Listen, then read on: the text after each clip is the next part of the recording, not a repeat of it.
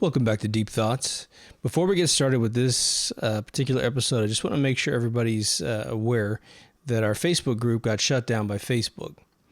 And so for those of you going, hey, did he kick me out of the group or what's going on? No such thing occurred. So I just want to say at the very beginning, we're now on Telegram, which is way better than any social media platform you have. Again, I'm filtering it all for you. Just go to the website, deepthoughtsradio.com. There's a big article on the front, but if you just click on the social media drop down, it says Telegram at the top. You do have to have a cell phone. You do have to have a phone number.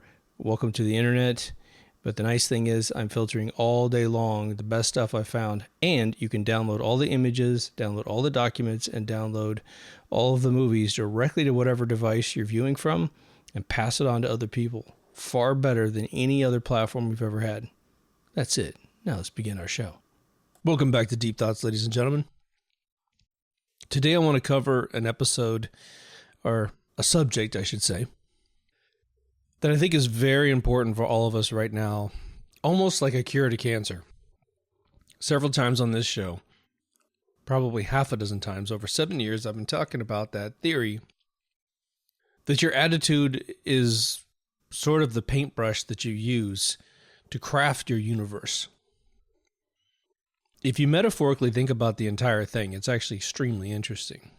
When you paint a painting, you're going to have a canvas. Your canvas is your life. Then you're going to have a tool that you grab onto to move a medium to that canvas, and that's your brush, and that's your hand. And that's sort of a metaphor of your ability to recognize what we're talking about here. And some of you might be way better than any of the rest of us at doing this.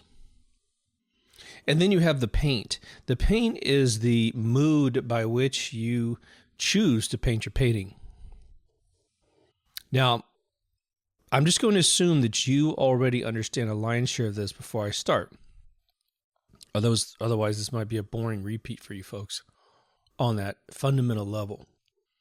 But just to recap, if you feel like your life is wavered from its best version that you have ever experienced, meaning your childhood was better, your teen years were better, your 20s were better, some point in your life, being 31 was better, whatever it is, whatever it was, you yearn to go back to that time.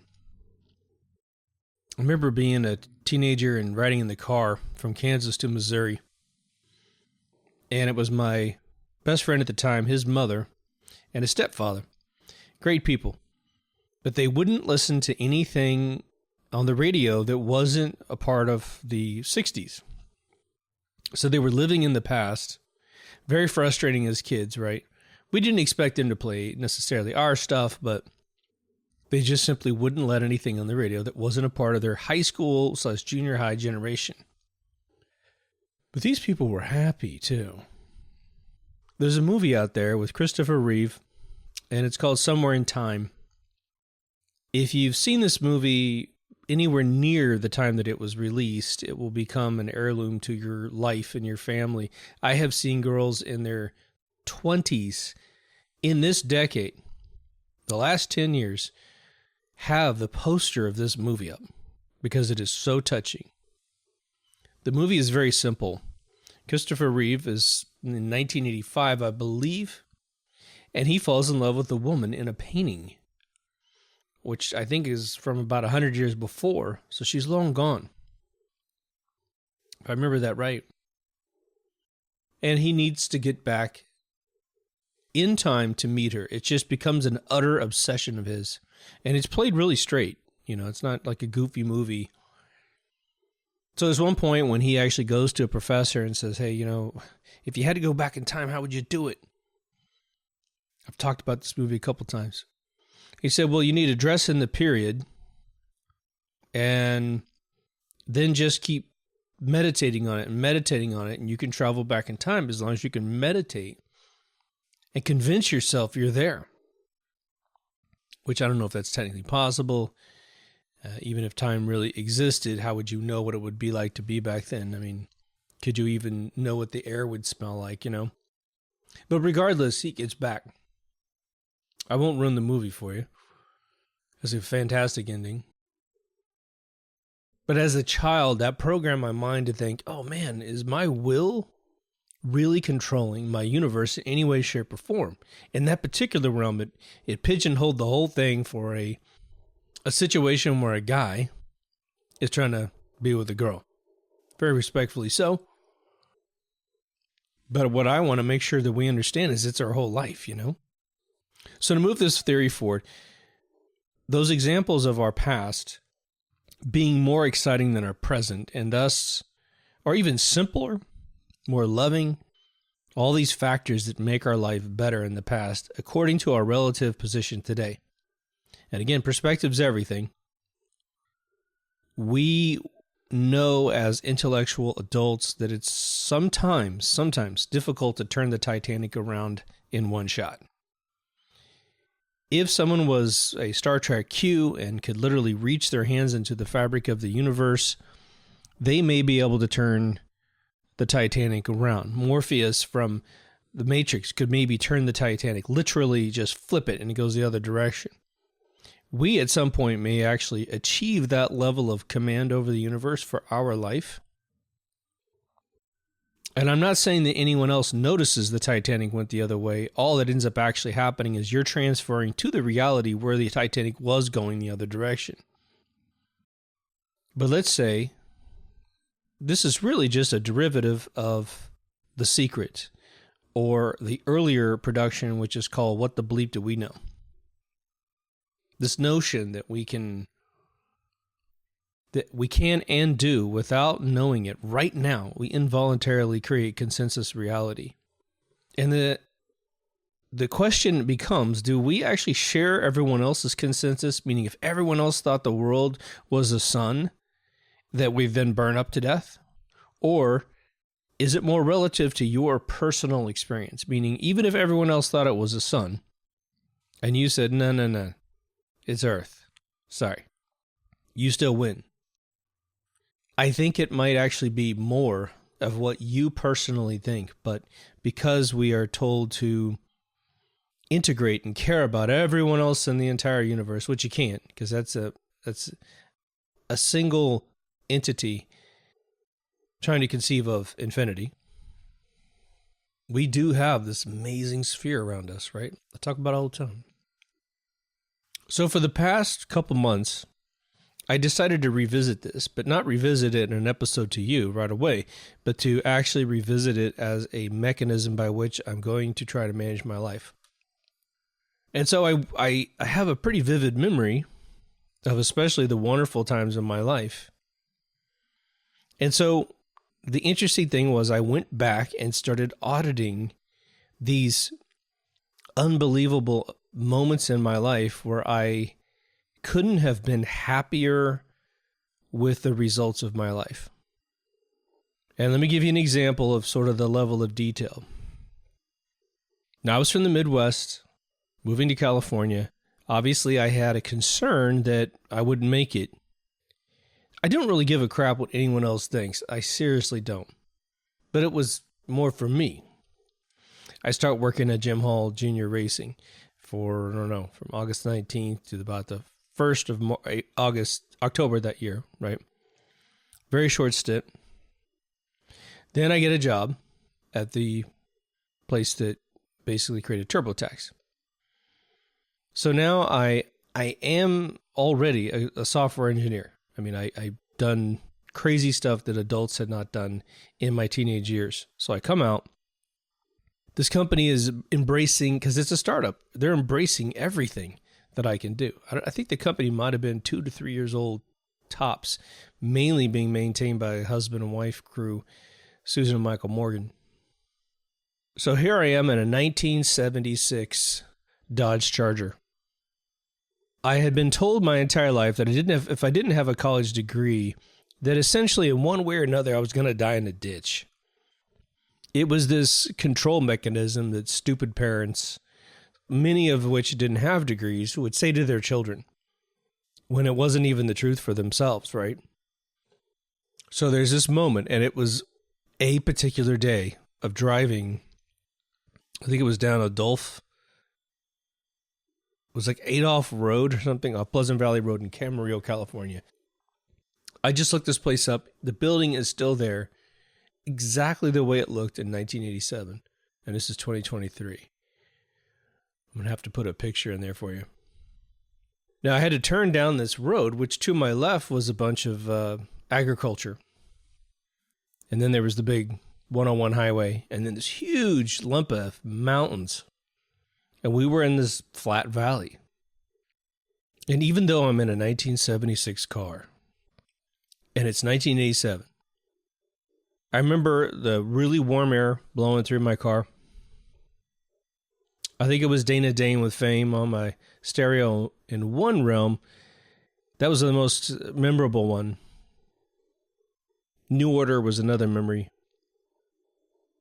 And I'm driving to work. And basically, I guess you could say I felt like I was really somebody. You know, I was like Nathan R. Johnson. I had finally found a niche, and I was only 18 years old. And because this company was like, what do you do? And I'm like, well, a lot of things. And they're like, well, okay, then your job is to do a lot of things. Now, I'm not telling you that to bore you to death. The thing is what I've gotten into recently is recreating the actual dopamine waves that those moments had for me. What did it feel like to have that warm air run through my hair? What did it feel like to listen to this guy named Dana Dane, who had a fake British accent from New York? He was at the top of his career while I was starting my career. You know, I felt like I was at the top of my career. So it's like everyone around me is succeeding. I look outside and I see palm trees, a gorgeous mountain, agriculture, which is sort of an homage to my, upbringing. I go inside. The company I work for is in a single-story prefab wall thing inside. Everyone's super nice. The daily adventures is going to my boss's place to play 9-ball with the rest of the team. All not necessarily getting shit-faced, but definitely drinking, and I'm a minor, but just who cared? Going into Hollywood to buy my clothing, because the guy in the warehouse said, man, do you even own a pair of jeans? Because I had switched from wearing casual clothes to wearing business clothes. I don't know why. But then that night, he gets a little envelope of cocaine and sniffs it in front of me. And it's like weird 80s movie experiences, but they're my real life, Sneaking into some restaurant where I'm a minor. He says, you go to the bathroom, I'm going to order the booze. And when you sit down, take a drink of it really fast, because at that point, the owner won't ask you for your ID because he could get busted. He'll write it out and take the risk. Work like a charm. Again, little 80s movie things for me to think about. But you know how it is. When stuff starts going together, you start feeling like the whole universe has a bubble around you. Doesn't necessarily have to be bigger than maybe a 10-foot bubble. Could be 10-mile bubble. But you don't need the entire world to be with you necessarily, even if you wanted an amphitheater to yell hooray for you. You just need the amphitheater just to create that moment. Now, here's what's interesting, and here's what you're never taught, especially about secret and that kind of stuff. What I'm talking about is basically an emotional skin graft from the past to the present. To remember the way you felt. Because the other thing is, depending on your age and your maturity when you were younger, you may not have actually had the capability of having the cynicism and the negative emotions that you do today. And so today you've got this burnt umber paint in your palette. And when you were young, you didn't have it. But you feel sophisticated because you have what looks like booger brown black. Oh, look how sophisticated I am. I can poo-poo someone else or myself or whatever and be negative. How many times have you seen these insane fucking halftime shows and performances at the Oscars and the Grammys, and what's the color you're seeing in their palette? Blood fucking red, accompanied by black. They're sending a message. They're trying to infect your reality with their reality, but they've got the fucking TV. By owning the television, they own the internet, which means they own your telephones, they own your iPads, they own your computers. If you want to see anything other than what your neighbor made or what you made, which should be a trend, right? Neighbor TV. You only give a shit about your neighbors and what they actually record. That's it. Your influence is your block. And only if you live in Beverly Hills do you get to see the kid stuff, right? Wouldn't that be funny? But back to our positive world, we are trying to truly understand the five senses that we recognize immediately from those moments. And then say, that's not just the specific experience from the past, but that's my color palette now. I didn't paint with this color that I have today. And so I'm going to get rid of the colors of today, and I'm going to bring those colors back to the present from the past. Now, there's also beautiful upgrades in that maybe you had a foul mouth when you were young and you don't have a foul mouth today. So you can keep that upgrade from the present. But there usually is a moment in someone's life. And again, if your life is great right now, you might be in the inverse of this, right? You have just created the best thing. And you can just shut this episode off because you're good. But you had usually dreams and aspirations and things when you were younger. And what's interesting about that is that obviously you know where I'm going. When you get older, you believe that those are no longer available. And what's interesting is the specificity of what your goal was is not as important as its thematic quality, meaning somebody wants to play football, they wanted to be some defensive tackle, and they wanted to be on the Dallas Cowboys because it was a long time ago. Well, now that's 30, 40 years later, maybe their legs are shot, they got some back pain or whatever, and they live in California now. So just being in Texas to be on that team isn't going to work out. But what's the theme of the goal? What was the theme? It's obviously to get out there, play the game, and feel the game. To get hit by other dudes, to hit other guys, to get that ball, to make a play, contribute to a play. Okay. So however you're describing that goal, you can map those exact objectives to your current life. You want to be part of the Cowboys. You could probably help a team, right? And the thing is like, I used to like Kiss when I was a kid, the band with the makeup, right? Don't really listen to them that much anymore. I used to be a fan of the Steelers when I was a kid because it was always the Steelers and the Cowboys. Lynn Swann, I guess it was number 88. Used to be a big fan of his. Not so much anymore. I don't dislike the person or the team. Just not my priority anymore. And the other thing is that the actual goals that you were going for might be a little bit different. But here's the beautiful thing.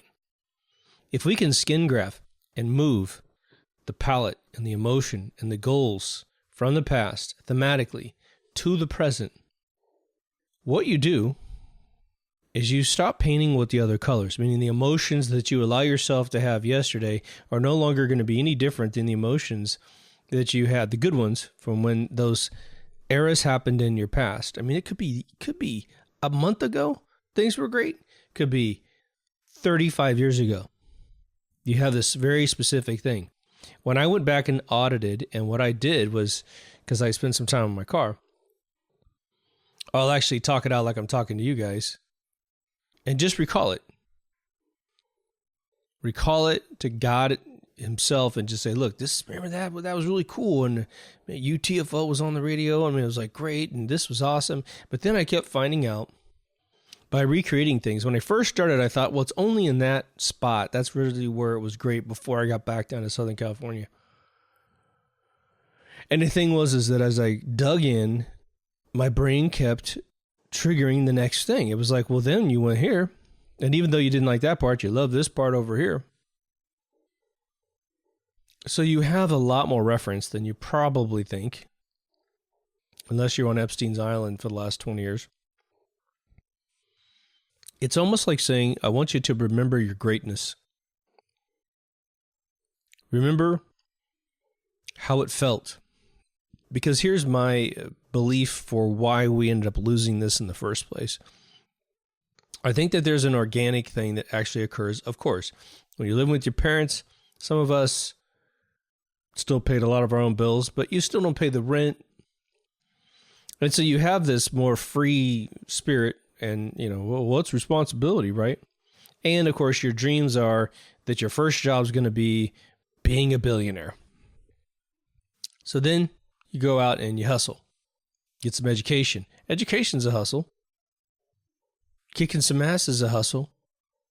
Being honest about whether or not you have any skills at all, and then going out and getting them if you don't have them. That's a hustle. But then organically, as we get a bunch of responsibilities on our back, it was hard to do that. It was hard to pay that bill. Oh, because I watched too much TV, like I did when I was younger. You want things that you really don't need, and so you waste money getting them instead of hunkering down. It's very, very difficult when you have no mentorship of any kind, and then you're just kind of winging it. You're trying to look at other people and figure out, well, I like that part of him and that part of her, and that's kind of cool over there, and so you make up your mind as to how you get educated, how to do what you do, right? But I think that there's a obvious force on top of all of us, which has to do with the media. They make you feel like crap. One of the most popular television shows in America is called American Greed. It is a slapsticky, horrible 90s true crime show that just jerks you off for hours and hours and hours, never concludes a story in a single sitting. You have to watch 2 or 3 days of just utter repetition, massive commercial breaks to see some story about how somebody was killed by their husband, how a mother drowns all of her kids, and just every horrible murder that you should never want to have anything to do with unless you're going to go help, forensically figure out these crimes. But this stuff is being televised into the homes of Americans. And guys will just track to it. And then they get all fucking excited like baseball card stats that they know all the fucking information about a particular killer. I can't even tell you how many of my Facebook friends have come to me and tried to brag to me that they know a lot about ancient true crime, like the 30s or whatever. And it's like, the fuck is wrong with you? Do you plan on being a killer? Do you really fucking need to know this information? God goddamn forbid that you actually study the fucking pyramids or something, right? That you actually figure out something about the Wardenclyffe Tower so we can stop buying electricity by the unit. How about study how electronics works, physics, get back into ethereal sciences. Maybe you can be one of the kids from Explorers, the movie, who builds an actual spaceship that can actually go somewhere. And nobody can stop us. A missile can't even touch us, man. Because we're going to bend the fabric of the universe as that fucking thing comes at us. So there's a lot of pressure applied to us. A lot of fake realities. Imagine this situation. You're sitting in a room. A movie theater even. And someone runs in and says, fire. You have to make a choice at that point as to how you react. You're either going to buy into it 100% and you're going to fight or flight, panic, which will probably increase your chances of actually surviving the escape. On one level, besides just panicking and jumping on old ladies and stomping them in the ground while you get stuck in the doorway. But you might actually keep your cool. You're going to profile that person. You're going to look at their face and you're going to go, is this a child or is this an adult? What was the tone of their voice when they yelled fire? Does it really seem like they really saw a fire? Or does it seem like someone's outside, one of their friends, and this is a stunt for a college to see if they can get by with a felony? Do I see any smoke? Do I feel any heat? What would be the case? Is it raining outside? You sit and you think it through. Then you start to study the exits, and this is all happening in a split second, but you're keeping your cool. You're like, where are the exits? What exits are these folks most likely to gravitate to? Because there's usually 4 exits to any movie theater, at least 3, 2 out the back and 1 or 2 out the front. Why clump in the front if you can just turn around and walk 20 feet to the side door that goes back behind the screens? If you're going to run away from a fire, where the hell is the fire? You see what I'm saying?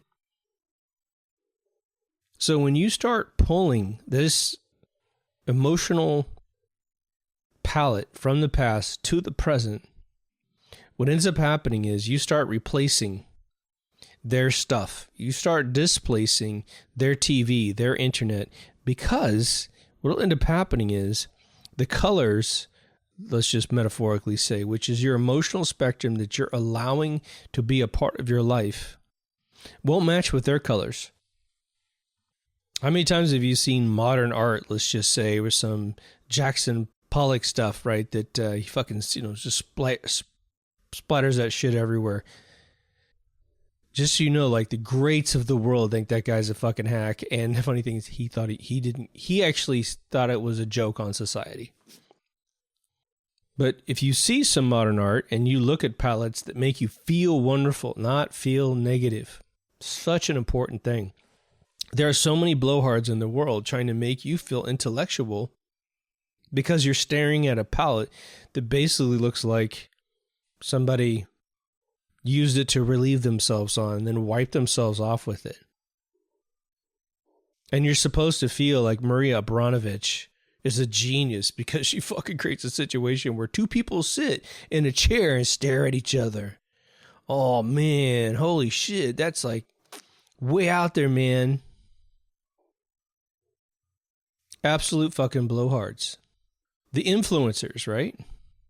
The thing is, we know that there's groupthink, right? And when some idiot starts doing something completely fucking retarded, then they pay for the group. They are paying for a false group of influencers. 90% of the Twitter accounts are fake. 90% of the Facebook accounts are fake. And I say that very comfortably because you have no clue how many accounts there are. It doesn't get reported how many accounts are actually functioning on those platforms versus the ones that are actually allowed to be seen. You don't want to tell the board of directors, and especially the stock owners, that you have 90 times more users than you actually have human beings on the site. You simply allow those things to be botted out, B-O-T, to confuse the masses into thinking that something that's actually totally horrific for them, a palette that is bad, is a palette that is good. When Breaking Bad came out, somebody noted, and I forgot who it was, you're basically rooting for the bad guy. I mentioned this a couple times. But there are a ton of movies where we're rooting for the bad guy. I mean, Darth Vader, until he takes off his mask, isn't exactly an angel, but you really just can't wait to see that dude on screen, right? I had a friend of mine send me an email that said that I was the GOAT. LL Cool J came up with that, greatest of all time, and that I'm a handsome devil. And this person's just playing with me. So I said, isn't it interesting that you called me a GOAT and a devil in the same email? This person means well. It doesn't have anything hidden up their sleeve at all. They're just catchphrases. But man, they stuck them in there, didn't they? If something was really, really great, why would we say it's badass ever? Well, if you really think about it, there was bad, not bad meaning bad, but bad meaning good. That weird reversal thing that Run DMC did without probably knowing it all. Herbie Lovebug came up with dope.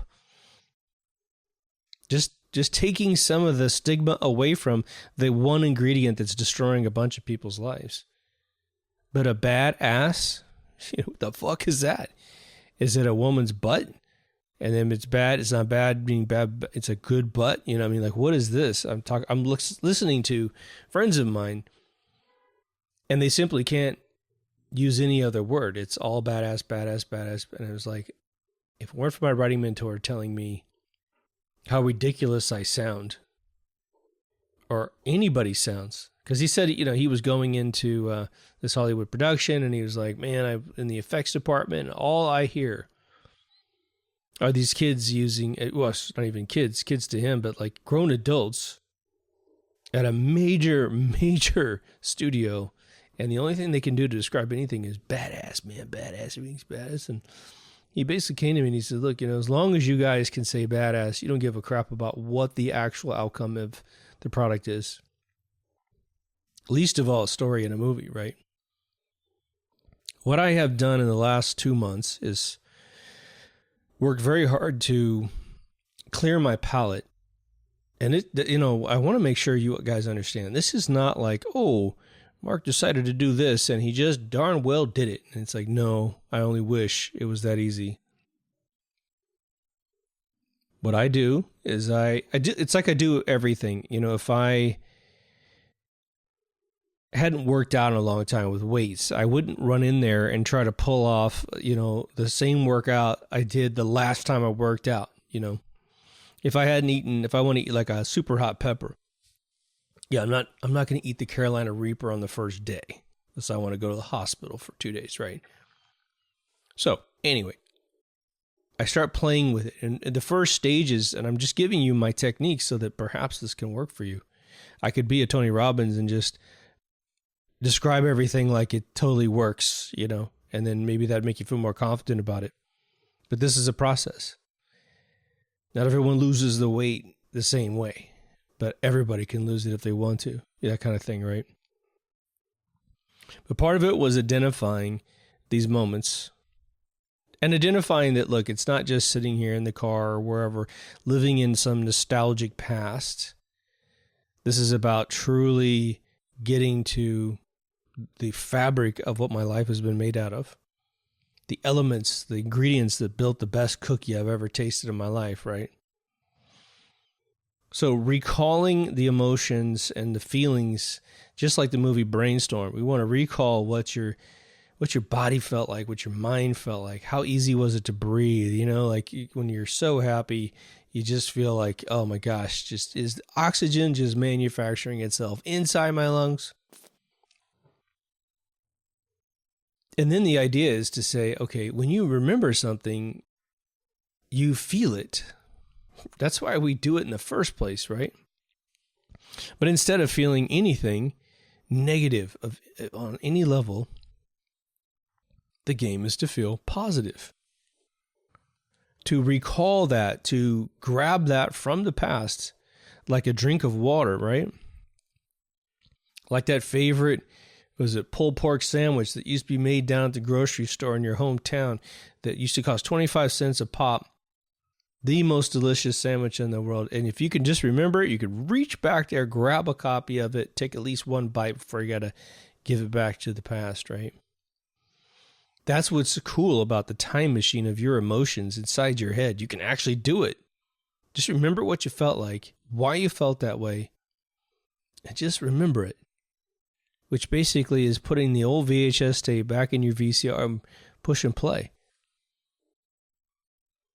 So that was the first part, recognizing the emotions that I was actually going through back in the past, down to the subatomic particle of my existence. Then it was metaphorically saying, and this came to me very quickly, this color palette thing. The color palette was, if I were to limit my 50 plus mind with my 18-year-old mind, I mean, every year I'm going to live past 50, then there's certain colors that won't be on my palette anymore. Or if I paint with them, then the consequences are my own fault. But it's just like if you wanted to, if you had a close call with an illness and a particular thing's going to cause that illness, then, if you go back and you suck on that radiation candy, well, you're going to get some cancer in your face, right? So you don't. And at some point, people get tired sometimes and they give up on life.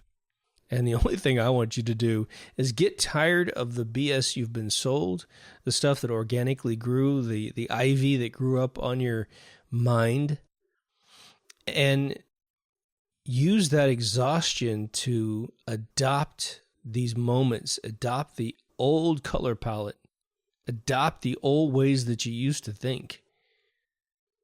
It might change your entire existence. It just depends on what your priorities are. For some people, their physical appearance is real important. For others, it's not. For some people, it's just being funny, being intelligent. For some, it's all the above.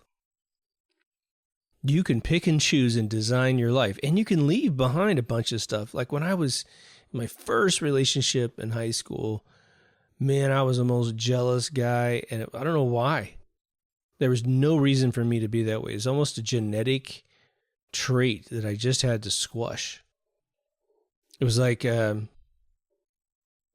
might have had just the basic fears of being in the dark until I had this crazy experience where I had to actually crawl through a haunted house that was probably, I don't know, God, a couple of 100 feet long, climbing through a bunch of rooms that were built, but there was no, you couldn't see your hand in front of your face. I had to remember where things were so I wouldn't injure myself or break one of the rooms, to let some friends in the front to help me finish my room. Man, after that, I had no fears of the dark ever. So you might leave behind some stuff. And you might take some solace in the idea that, hey, I no longer have that stupid weakness. So I've got all this sort of youthful thinking, this youthful version of myself without all the defects. And what's interesting I want to put out there too is that people struggle with addiction, right? And the interesting thing about addiction is that there's a point in almost everyone's addiction model where they weren't addicted. There's a before and there's an after, right? Before addiction, after addiction. If you can start grafting your priorities and your emotions, your emotional spectrum, meaning this is how far the knob goes left, this is how far that same knob goes right, and I'm going to fix it to only go left and right in the time frames that I've had the best life I've ever had in my existence, then you might just disagree with your addictions in general. There are so many people, as Amy Winehouse was interviewed when she was like in her early 20s. Beautiful girl. She was interviewed about the drug culture. And believe me, I know there's a bunch of weird shit in her situation, but she was super intelligent. She talked about how her and her family had talked about drugs and how she's not going to let them get a hold of her. And she seemed very sincere and very sophisticated, not in some sort of, oh, I'm already addicted, I'm just denying it. But somehow she ends up dying of that shit. She gets imagine this. She gets her most popular song is about not going to rehab. Can you imagine that? You know that drugs are bad. You've talked this out with your family. And now someone gives you, because she didn't write shit. She didn't write that fucking song. And so she sings it, and she brainwashes herself by singing it once or twice a night for probably the remainder of her career until she died. And it basically said that she was a drug addict. Fuck you, and I'm not going to rehab. Might as well live it, right? You badass. I think everybody knows that life is a marathon, not a sprint. Sprints are extremely dangerous. We do them from time to time where we're just kind of all in. And I can't say that I don't do it from time to time, but there is a price. If you don't get your goal finished at the end of a sprint, then you need to plan for one thing, and that's a time to rest. So, for instance, I will push on projects, and sometimes I'm able to tell my employer, okay, here's the thing. I think I can get this done in a week, as long as there's no obstacles between here and there that they're not my responsibility. Like I don't control who built the race course, you know. I'm just a Formula One driver. I'll do what I can to go around the potholes. But if I don't meet that goal, I have to tell the employer, hey, okay, here's the thing. If I don't get that, I'm going to be exhausted and I'm going to need X number of days off, hours off, whatever, just to regroup. Sometimes I remember to say that, sometimes I don't. Sometimes I do little versions of that just for within a particular 24-hour period. The reason I mention that is because of this. As you bring these tools back, this will take a little while to turn around. If you experience this process going very quickly for you, then fantastic.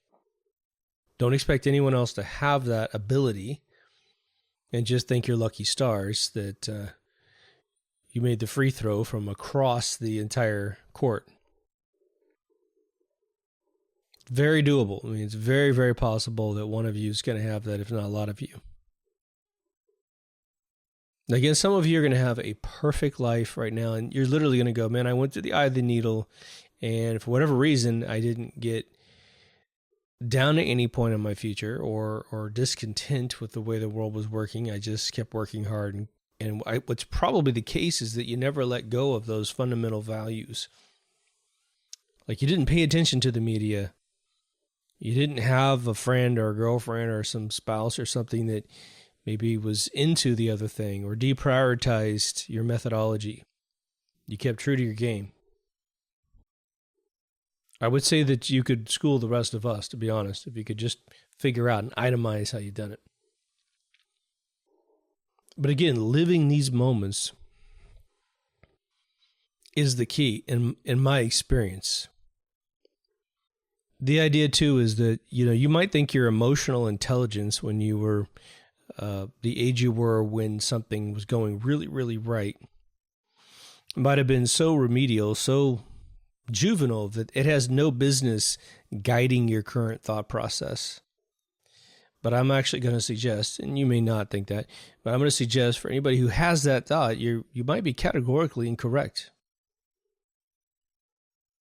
I think there's a passage in the Bible about Jesus saying, don't lose the spirit of the child within you, He doesn't mean, start sucking your thumb and pooping in your diaper.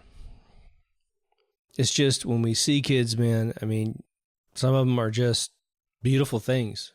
Can't understand why anybody would lie or hurt somebody else or steal. Now, here's the other cool thing. There'll be a point in this process when you start getting some progress, this all starts to grip the racetrack. And I'll tell you, because this has been my experience in the last couple months, off and on.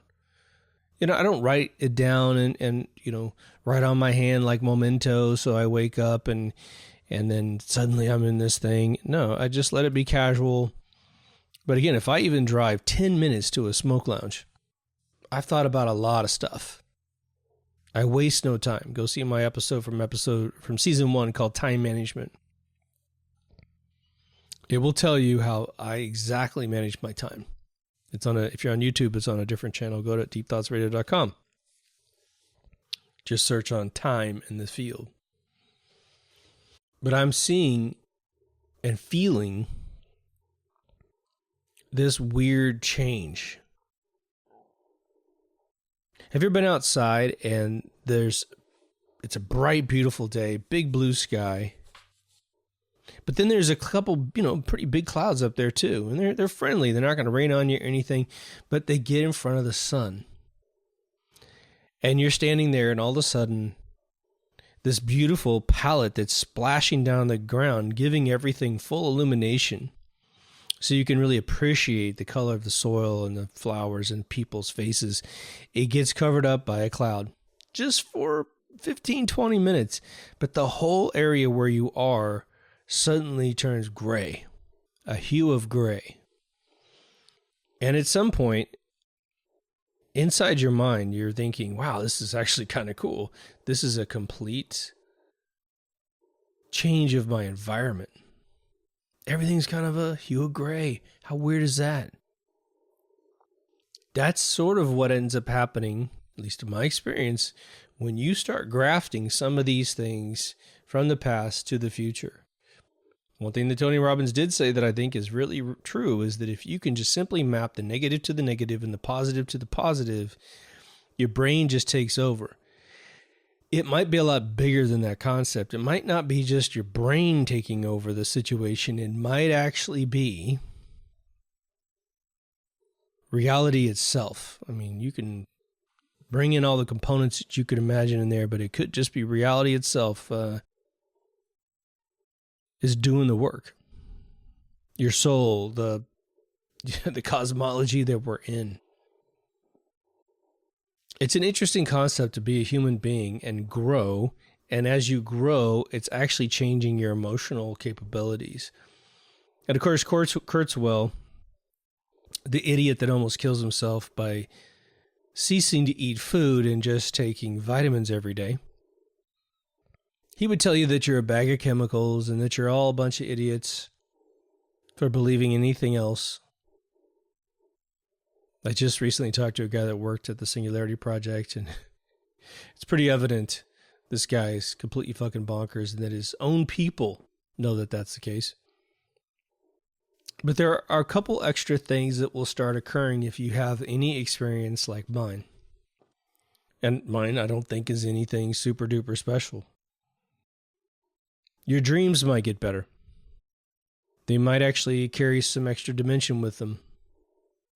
Last night I dreamed I was eating a piece of cake out of a tube.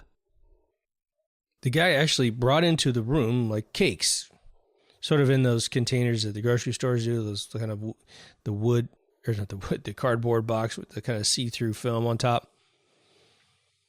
And I asked him, I was like, I guess I'll take some of that. And really I was looking at a pie, I think, like a peach pie, but for some reason I said cake, or he gave me cake. And then it was this weird tube. And the crazy thing was, it's about as big as a camo stick. I'm pushing this stuff out, and I can actually feel the texture of it as I'm chomping on this crap. And I don't know that I've only eaten a few things in my entire memory of my life in a dream, and especially experienced any type of flavor or texture. But I looked at this guy, I said, this doesn't really taste like cake. This doesn't even really kind of feel like cake. So I'm looking down at it and I'm kind of like chewing it. It's like when you're like, okay, what the fuck am I eating here? I sleep a little bit better. Definitely feel like I'm mitigating my daily chores with less effort. I think I'm a lot happier at a fundamental level. And I'm already happy to begin with, but I get less frustration. My touch points go down. So there's something working for me personally. But it is not a random thing. It is actually coming to me as a result of this ritual. If this whole thing sounds crazy, I want you to think about where you would get any other protocol to rule your life. Really think about it.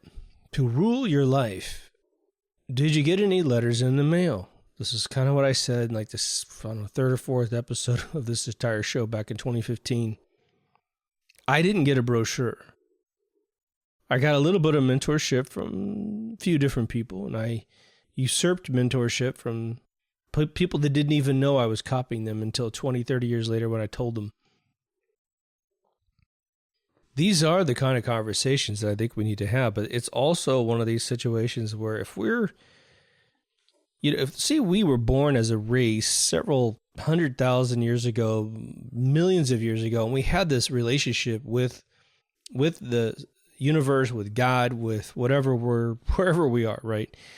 There was less mystery back then than there is now. And we just keep walking and meandering, and some idiot stands in front of everybody and goes, I know the way, and he doesn't, leads us into the bad path. And then you get some folks that are greedy, and they're manipulating all of us. So then we organically walked off the cliff, let's just say. Well, then how do we organize to get back up the cliff? How do you do it? There's nothing automatic about it. I'm surprised that anyone's even able to organize a protest, It's, when they show up, they're just so loosey-goosey, no one's organized, and that's why nothing happens. There's no demands. You're just making a bunch of noise, basically. So with our lives, we need to take this stuff extremely seriously. Now, here's the thing. If this is stage 1, and I'm basically explaining a technique that looks and feels like a frayed rope on the end, like a hairdo about to go dreadlock, but not quite there yet, it's because we've never really organized to talk about this kind of stuff, to even have the concept of having the goal of saying, look, here's the thing. I bought into cynicism, involuntarily bought into it, and now my life has suffered slings and arrows, and I'm done with that. I'm done with suffering slings and arrows of any kind, of even just having a moment robbed. We're not talking about, oh, I was on fire 5 seconds ago and I put myself out. No, we're just talking about you had an unproductive thought.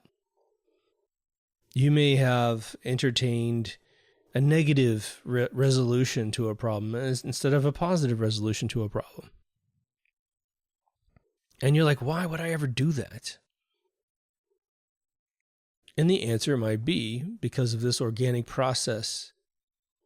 We know that the television is full of all these satanic things. We just look at these rituals. And I mean, hey, I'm not a heavy Bible thumper, but I cannot remotely explain, other than to call out the Satanism in this world, all this blood-curdling halftime shows and Grammy shows and Oscar shows and concerts, independent concerts.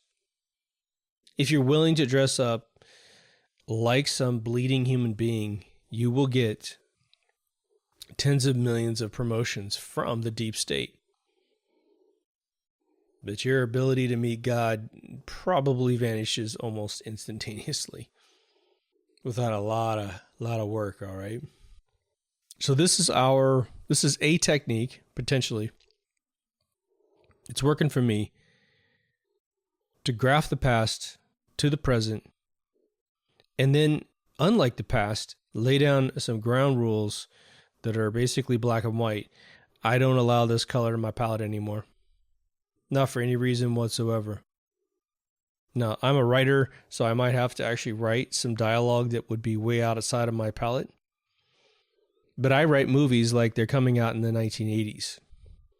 And so I'm not trying to break any records with saying the most offensive thing or cutting a person into more pieces than the last Saw movie cut a person into. I have no interest in that whatsoever. I don't think anyone actually wants to see that content. And if they do, they need a doctor. It's fun to establish your own parameters.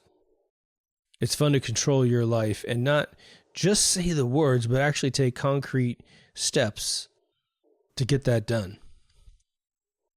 So this is another graphic, so this is another episode that's using the graphics for the actual video. Typically, if you're brand new, it's usually me smoking a cigar, but it's been kind of cigarless recently due to the places where I normally smoke being too busy. Just about the time I got some new equipment to